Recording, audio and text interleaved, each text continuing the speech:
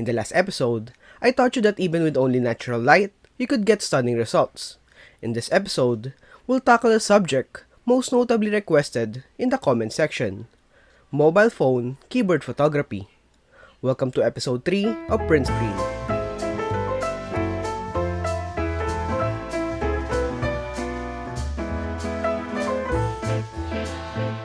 Mobile phone photography, ever since its inception in the 2010s, has become the dominant force in capturing memories and creating visual content. With smartphones constantly by our side, we have a powerful camera ready to snap a photo anytime, anywhere. This ease of use, combined with ever-improving camera technologies in the smartphone, makes it so that anyone with a phone can shoot great photos.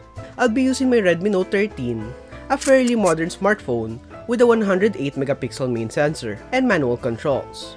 But worry not, as these tips and tricks are also applicable for other cameras, not just phones. For our purposes, I'll be using Pro mode to adjust my white balance to 7000 Kelvin, but this lesson can also be applied using just only Auto mode, with the only point of control being the exposure compensation dial.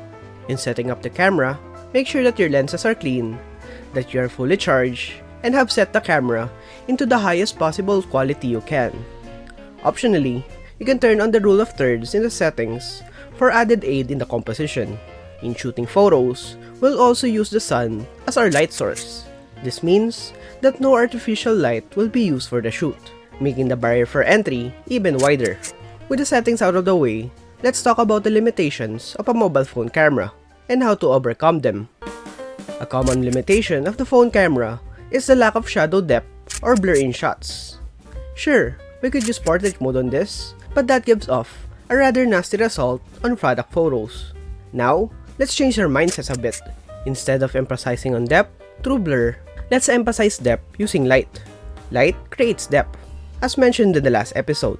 And with light, we can shape the scene to be three-dimensional, eliminating the need for blur. Now that the subject of depth is done, let's also talk about focal lengths. Focal length, like your camera's zoom function, affects how much you see on a photo, wide for scenery or close-up for faces, and how blurry the background is, more blur with more zoom. Focal length also adds compression to your shot. Longer focal lengths tends to compress the background. This means distant objects appear to be closer together than they actually are. Shorter focal lengths tends to show a more realistic depth perception where background objects appear spaced out in a way that reflects their actual distance. In my keyboard photos, I always shoot with an 85mm focal length, as it looks the best in my opinion. But since we're limited with a mobile phone, the lens we have here is most commonly a 24mm lens. Then again, with the advancements in sensor technology, we can press this 2x button for it to have an effective 50mm focal length. Now, I'll be shooting the products with a 2x zoom, but in your experience, shoot with what focal length feels right in your eye. Now that we have covered that basis, I highly encourage you to watch the first 2 episodes to understand keyboard angles and light position. Let's quickly set up the look, and for today, we'll be capturing photos of the Galaxy 80, a CNC Aluminum TKL which is also tri-mode and has keycaps and switches included, made by Epomaker and Feker. They gladly supported the PrtScn series, and there will be more Epomaker boards coming up soon. I've got this in pink, pre-built with marble white switches and MDA profile keycaps, and it looks quite the part. If you want me to review this, comment down below. They also sent in the silent switches to add to the photos, and I'll add a bonus episode soon on macro photography. But for now, let's grab a table, grab a board, and set up the look for the whole scene. Position the light on the top, and start shooting away. Remember that the sensor of your mobile phone aids a lot on natural light, or light in general. So in this scenario, natural light is the best light if you don't have studio lights.